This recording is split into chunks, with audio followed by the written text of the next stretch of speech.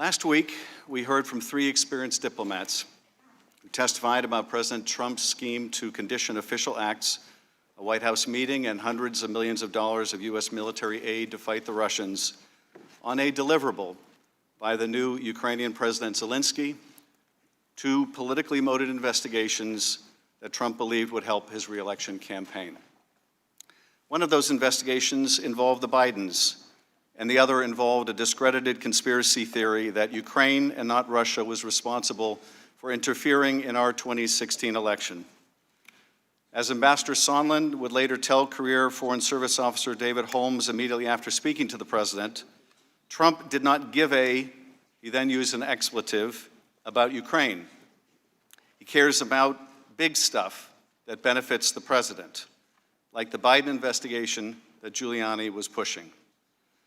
To press a foreign leader to announce an investigation into his political rival, President Trump put his own personal and political interests above those of the nation. He undermined our military and diplomatic support for a key ally and undercut U.S. anti-corruption efforts in Ukraine.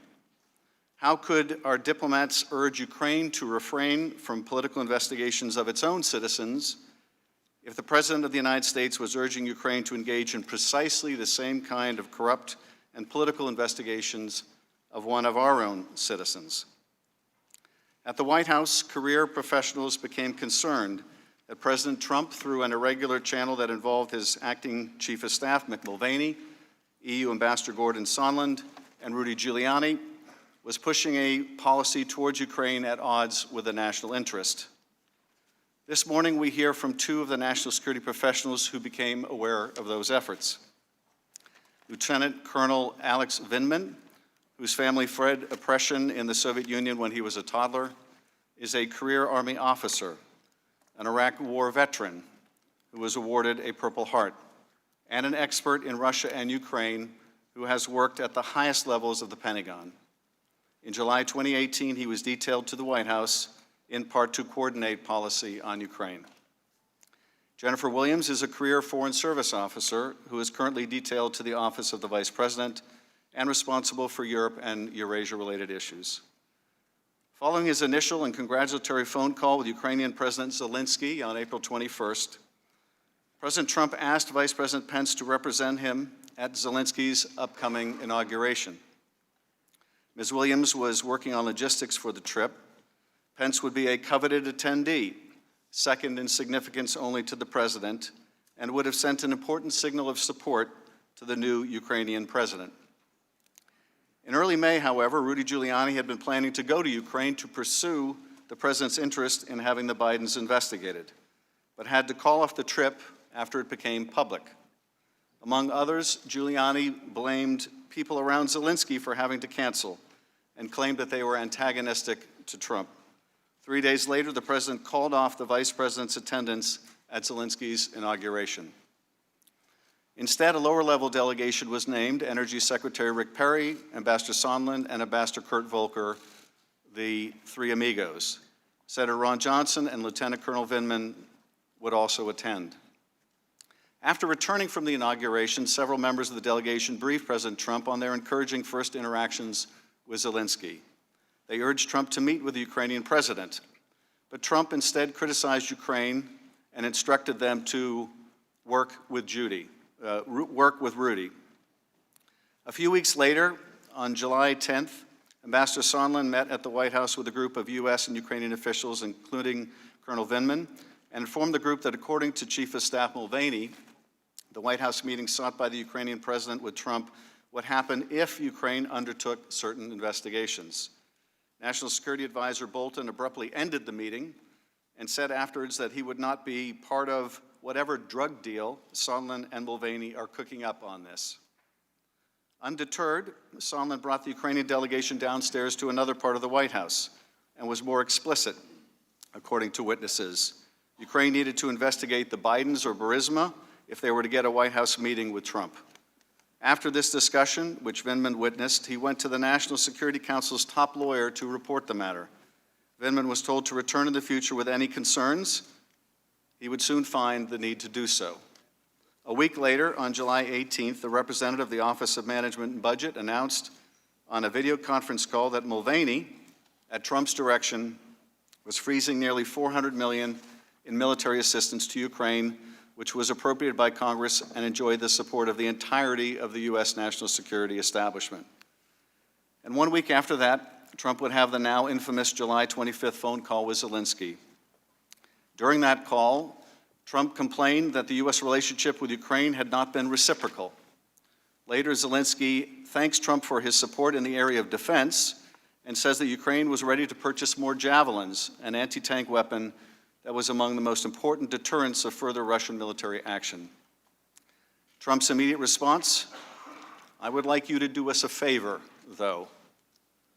Trump then requested that Zelensky investigate the discredited 2016 conspiracy theory and, even more ominously, look into the Bidens.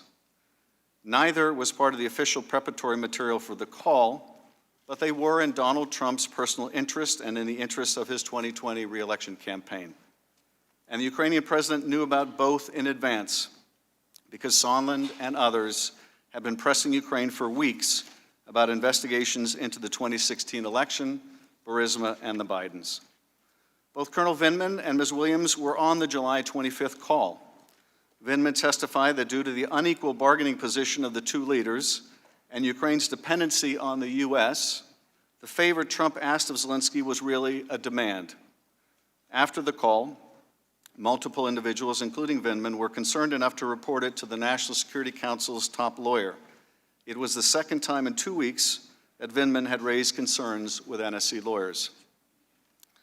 For her part, Williams also believed that asking Zelensky to undertake these political investigations was inappropriate, and that it might explain something else that she'd become aware of, the otherwise inexplicable hold on U.S. military assistance to Ukraine. Both Colonel Vindman and Ms. Williams also took note of the explicit use of the word Burisma by Zelensky, a fact conspicuously left out of the record of the call, now locked away on an ultra-secure server. Colonel Vindman believed that Zelensky must have been prepped for the call to be able to make the connection between Biden and Burisma, a fact that other witnesses have now confirmed. In the weeks that followed the July 25th call, Colonel Vindman continued to push for a release of the military aid to Ukraine and struggled to learn why it was being withheld. More disturbing, word of the hold had reached Ukrainian officials prior to its becoming public.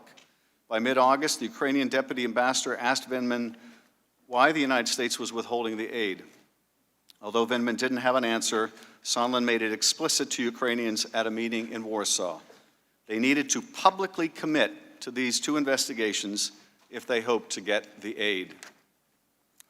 Ms. Williams, we all saw the president's tweet about you on Sunday afternoon and the insults he hurled at Ambassador Yovanovitch last Friday. You are here today, and the American people are grateful. Colonel Vindman, we have seen far more scurrilous attacks on your character and watched as certain personalities on Fox have questioned your loyalty. I note that you have shed blood for America, and we owe you an immense debt of gratitude. I hope no one on this committee will become part of those vicious attacks. Today's witnesses, like those who testified last week, are here because they were subpoenaed to appear, not because they are for or against impeachment. That question is for Congress, not the fact witnesses. If the president abused his power and invited foreign interference in our elections, if he sought to condition, coerce, extort, or bribe an ally into conducting investigations to aid his re-election campaign and did so by withholding official acts, a White House meeting, or hundreds of millions of dollars of needed military aid, it will be up to us to decide whether those acts are compatible with the office of the presidency.